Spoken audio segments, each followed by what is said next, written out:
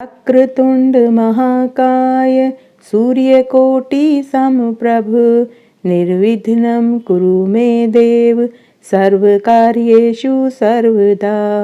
वक्रतुंड महाकाय सूर्यकोटि समप्रभ निर्विघ्नं कुरु मे देव सर्वकार्येषु सर्वदा।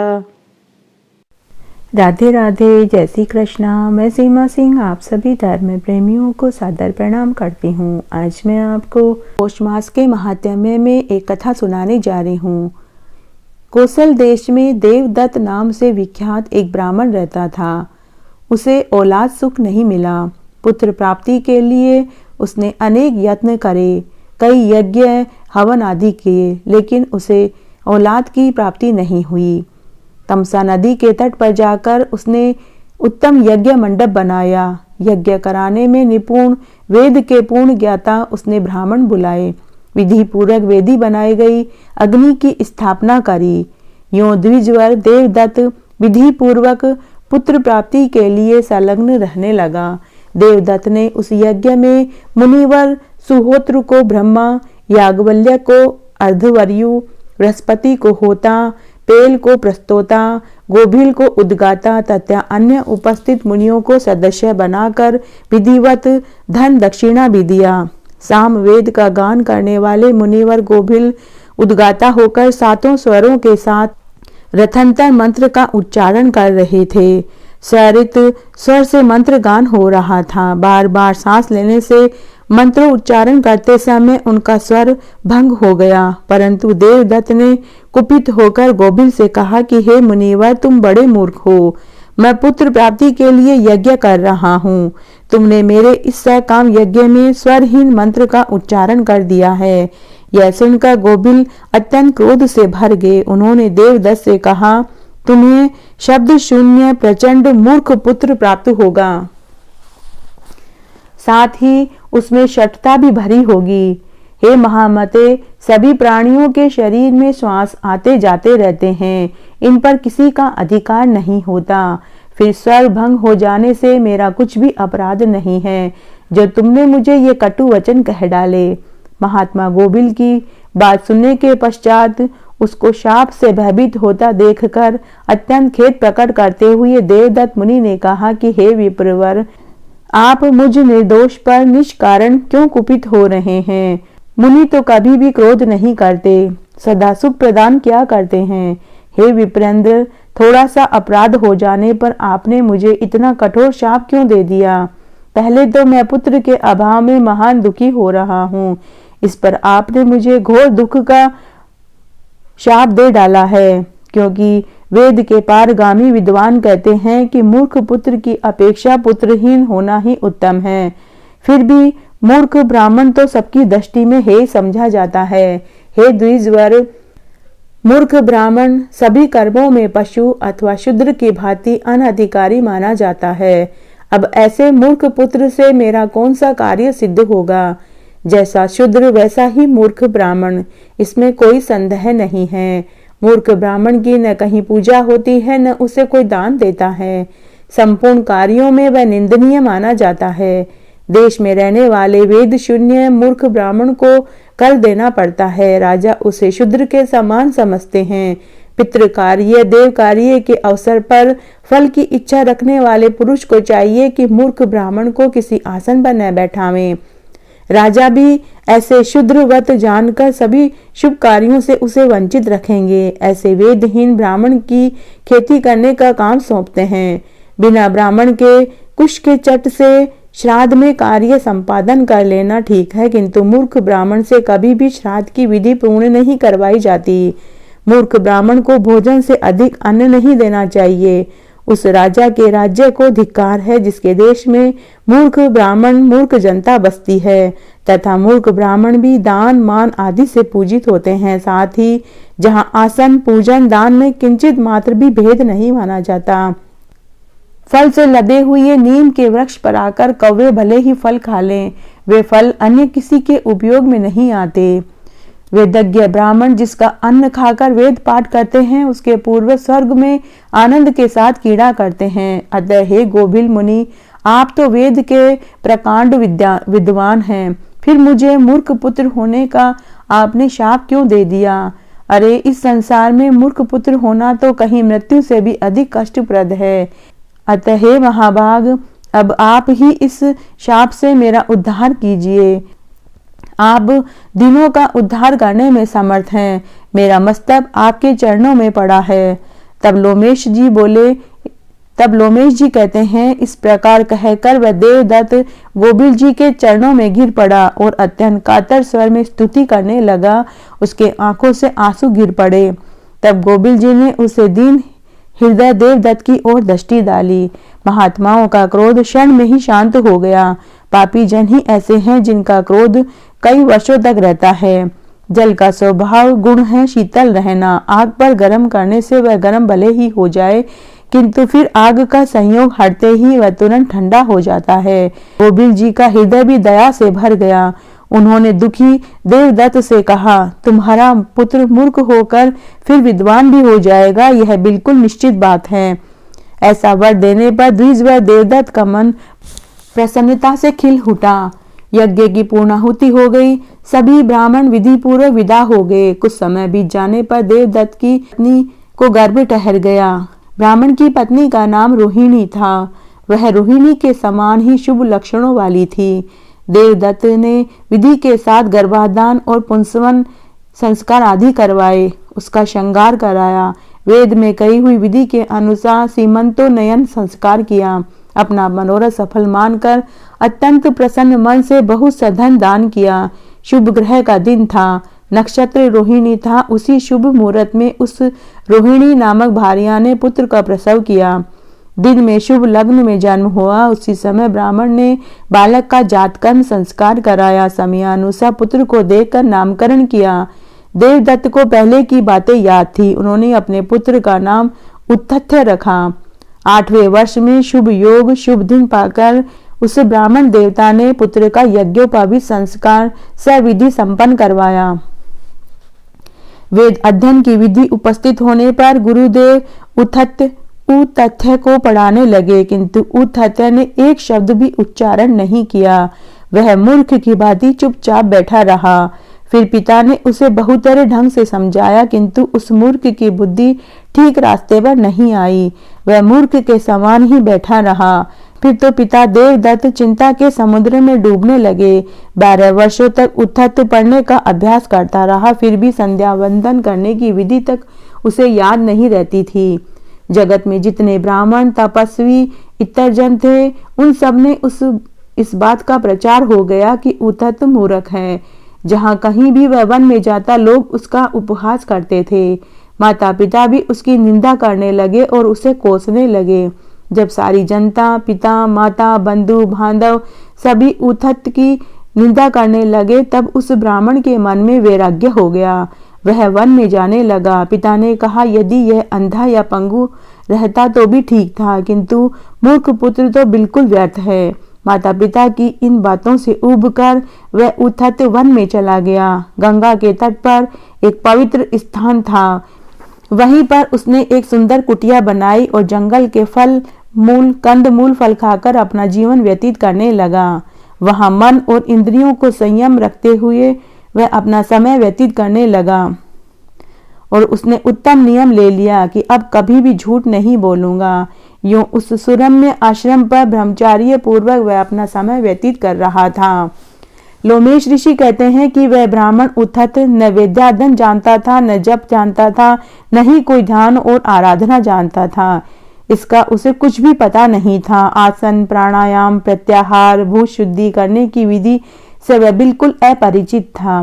कीलक मंत्र पढ़ने गायत्री का जाप करने से वह सर्वदा अनभिज्ञ था। शौच जाने की, स्नान करने की, आचमन की विधि भी उसे मालूम नहीं थी। भोजन के समय प्राण अग्निहोत्र करके विश्वदेव बलि, अतिथि बलि देने, संध्या उपासना करने, समिधा लाकर हवन करने के नियम का ज्ञान भी उसे नहीं था। बस वह उत्थत्य ब्राह्मण प्रातःकाल उठता, कभी कभी दातुन कर लेता, बिना कुछ मंत्र बोले ही शूद्र की भांति गंगा में स्नान कर लेता था। मध्याकाल में जंगल से फल लेकर आता और इच्छा अनुसार उदर की पूर्ति कर लेता था। कौन फल खाने के योग्य है कौन नहीं उसे यह भी ज्ञान नहीं था, परंतु वह सत्य बोलता था। उसके मुख से कभी भी मिथ्या शब्द नहीं निकला। इससे वहां की जनता ने उस ब्राह्मण का नाम सत्यव्रत रख दिया। वह न कभी किसी का अहित करता था, न कभी किसी को दुख पहुंचाता था। वह सुख से अपनी कुटिया में सो जाता था। भय उसके पास फटकता भी नहीं था।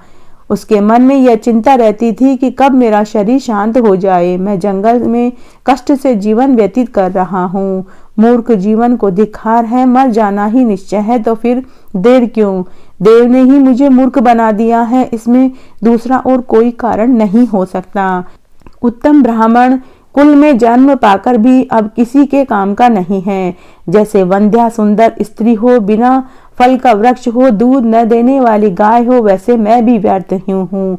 मैं भगवान की भी क्या निंदा करूं? निश्चय ही मेरे कर्म में कुछ बुरा लिखा हुआ होगा। मेरे पूर्व जन्म में पुस्तक लिखकर न तो श्रेष्ठ ब्राह्मण को दान दी, न किसी को उत्तम विद्या पढ़ाई। उसी कर्म के प्रभाव से मुझे अधम ब्राह्मण को यह फल भोगना पड़ रहा है। मैंने तीर्थ में रहकर तपस्या नहीं करी, संत पुरुषों का स्वागत नहीं किया, धन देकर ब्राह्मणों की पूजा नहीं करी। इस जन्म में मैं मूर्ख रह गया। यहाँ वेद और शास्त्र के पारगामी अनेक मुनि कुमार रहते हैं। किसी दुर्देव का मारा हुआ मैं एक ऐसा दुर्बुद्धि निकला। मुझे तपस्या करने की विधि भी नहीं मालूम, फिर मैं कौन सा श्रेष्ठ साधन करूं? मेरे मन की यह कल्पना ही व्यर्थ है, क्योंकि मेरा भाग्य ही खोटा है। इस प्रकार द्विजवर उद्धत के मन में रात दिन चिंता इस तरह उठती और बैठती थी। गंगा के पवित्र तट पर एक छोटी सी कुटिया में वह रहता था। उसी में वह समय व्यतीत करता था। विरक्त होकर कालक्षेप करते हुए वह चुपचाप वहीं बैठा रहता था और उस पुण्य सलीला गंगा के तट पर 14 वर्ष उसने व्यतीत कर दिए। न कोई आराधना करी, न जप किया, न मंत्र की जानकारी थी। वन में रहकर उद्धत केवल समय व्यतीत कर रहा था। उद्धत मुनि सत्य बोलने का व्रत पालन कर रहा था। यह बात सब लोग जान गए थे। सारी जनता में उसका यश फैल गया कि यह सत्य व्रत है, कभी भी इसके मुख से मिथ्यावाणी नहीं निकलती। एक समय की बात है, एक महान मूर्ख जंगली आदमी शिकार खेलते हुए वहां आ पहुंचा। उसके हाथ में धनुष बाण थे। उस घोर वन में शिकार करते समय यमराज के समान भयंकर जान पड़ता था। उसकी शक्ल बड़ी ही डरावनी थी। इंसावृत्ति में वह बड़ा ही निपुण था। उस धनुषधारी किरात के बाण से एक सूअर बिंद गया था। अत्यंत भयभीत होकर भागता हुआ वह सूअर बड़ी शीघ्रता से उद्धत मुनि के पास पहुंचा। जब आश्रम में आया तब उस सूअर का शरीर थरथर कांप रहा था। उसकी देह खून से लथपथ हो रही थी। दया का वह महान पात्र हो गया था। उस दीनहीन पशु पर उद्धत मुनि की दृष्टि पड़ गई। रुधिर से भीगे शरीर वाला वह सूअर मुनि के सामने दौड़ रहा था। अभी तुरंत उसे चोट लगी थी। दया के उद्रेक से उद्धत मुनि कांप उठे। फिर तो उनके मुख से सारस्वत बीज एक का उच्चारण हो गया। पहले इस मंत्र को न कभी जाना था न सुना था। किसी अदृष्ट की प्रेरणा से उसके मुख से अपने आप ही यह शब्द उत्पन्न हो गया। वे महात्मा उद्धत तो नितांत अज्ञानी थे। उन्हें सारस्वत बीज मंत्र का क्या मालूम, किंतु शोक में पड़ जाने पर उनके मुख से अपने आप ही ए शब्द का उच्चारण हुआ। इधर वह सूअर आश्रम में जाकर एक झाड़ी में छिप गया। वहां किसी के पहुंचने का मार्ग नहीं था। अब उसे मन में शांति मिल रही थी, किंतु बाण से बिंधा होने के कारण उसका शरीर कांप रहा था। इसके बाद तुरंत वह निषाद राज शिकारी कान पर बाण खींचे हुए धनुष हाथ में लिए हुए उद्धत मुनि के सामने आ गया। उसका शरीर बड़ा ही भयंकर दिखाई दे रहा था। उस व्याध ने देखा, अद्वितीय सत्यवादी नाम से विख्यात उद्धत मुनि कुश के आसन पर बैठे हैं। वह उसके सामने हाथ जोड़कर खड़ा हो गया। पूछने लगा कि हे द्विजवर, मेरे द्वारा मारा गया सूअर कहाँ गया? मैं जानता हूँ आप प्रसिद्ध सत्यव्रती हैं। अब मैं आपसे पूछ रहा हूँ कि मेरे बाण से बिंधा हुआ वह सूअर कहाँ है? मेरा सारा परिवार भूख से छटपटा रहा है। मैं अपने परिवार की शुद्धाचार करने की इच्छा से ही मैंने उस सूअर को मारा है। हे द्विजवर, ब्रह्मा ने मेरे लिए यही व्रति बनाई है। दूसरा मेरा और कोई रोजगार नहीं है। मैं आपको बिल्कुल सत्य कहता हूँ। अच्छे अथवा बुरे किसी उपाय से कुटुंब का भरण पोषण करना ही मेरा धर्म है। हे ब्राह्मण देवता, आप सत्यव्रती हैं, सच बात बोलते हैं। इस समय मेरे बाल बच्चे भूखे मर रहे हैं। बाण से मारा हुआ वह सुअर कहाँ है? मैं आपसे पूछता हूँ, जल्दी बताइए। इस प्रकार उस व्याध के पूछने पर महाभाग उद्धत मुनि के मन में भांति भांति के विचार उठने लगे। सोचने लगे, नहीं देखा है, यह कहने पर कौन सा उपाय है कि जिससे मेरा सत्यव्रत नष्ट न हो। परंतु सत्य और असत्य में यह भी कैसे कहूँ कि बाण से बिंधा हुआ वह शरीर सुअर किधर चला गया। यह शुदातुर व्याध तो पूछ ही रहा है, उसे देखकर यह मार ही डालेगा। वह सत्य सत्य नहीं है जिसमें हिंसा भरी हो। यदि दया युक्त हो तो अनर्थ भी सत्य हो जाता है। जिससे मनुष्य का हित हो वही सत्य है, उसे असत्य नहीं कहा जा सकता। दोनों विरुद्ध पक्ष है। इस स्थिति में मेरा हित कैसा है? मैं इसे क्या उत्तर दूं जिससे कि मेरी वाणी भी झूठ न हो, मेरा सत्य धर्म का भी पालन हो जाए और वह सुअर भी बच जाए और इस शिकारी का भी काम हो जाए। इस धर्म संकट में पड़कर उद्धत सोच में पड़ गए, परंतु किसी निर्णय पर नहीं पहुंच सके। जब उद्धत ने बाण से छिदे हुए दया पात्र सुअर को देखा था, तब उसके मुख से अनायास ए शब्द निकल पड़ा था। ए भगवती का वाग बीज मंत्र है, अतः उसे सुनकर भगवती प्रसन्न हो गई। उन्होंने उद्धत को अलभ्य विद्या प्रदान कर दी। भगवती के बाग बीज मंत्र का उच्चारण हो जाने से मुनि को संपूर्ण विद्याएं अपने आप ही आ गई। प्राचीन समय में जैसे वाल्मीकि जी हो चुके थे, वैसे ही उद्धत मुनि एक महान कवि बन गए। सत्य बोलने की अभिलाषा रखने वाले धर्मात्मा उद्धत दयाशील तो थे ही, तब उन्होंने धनुष बाण लेकर सामने खड़े हुए व्याध से यह एक श्लोक कहा। हे व्याध, देखने वाली जो आंखें हैं वह बोलती नहीं है, और जो वाणी बोलती है उसने देखा नहीं है। फिर तुम अपना कार्य साधने की धुन में लगे हुए क्यों बार बार पूछ रहे हो? मुनिवर उद्धत के यूं कहने पर पशुघाती व्याध चला गया। सुअर के विषय में उसकी आशा नष्ट हो गई। जैसे आया था वैसे ही वह अपने स्थान को लौट पड़ा। अब वे उद्धत एक दूसरे वाल्मीकि की भांति प्रकांड विद्वान हो गए। सारे भूमंडल में सत्यव्रत नाम से उनकी प्रसिद्धि हो गई। तदनंतर सारस्वत बीज मंत्र ए का उन्होंने विधिवत जाप किया। इससे जगत में उनकी विद्वता चारों दिशाओं में फैल गई। ब्राह्मण लोग सभी पर्वों के अवसर पर उनका यश निरंतर गान करने लगे। इस कथा को मुनिगण बहुत विस्तार से कहने लगे। यह समाचार सुनकर जिस पिता ने उद्धत का त्याग कर दिया था, वे आश्रम पर आए। बड़े आदर के साथ मुनि उद्धत को घर लौटा लाए। अतः हे राजन, उन आदि शक्ति भगवती जगदम्बिका के भक्ति पूर्वक सदा उपासना करनी चाहिए। इस तरह आज मैंने आपको पौष मास के महात्म्य में यह अध्याय सुनाया। आशा करती हूँ आपको यह महात्म्य जरूर पसंद आएगा। मेरे साथ बने रहने के लिए आपका धन्यवाद।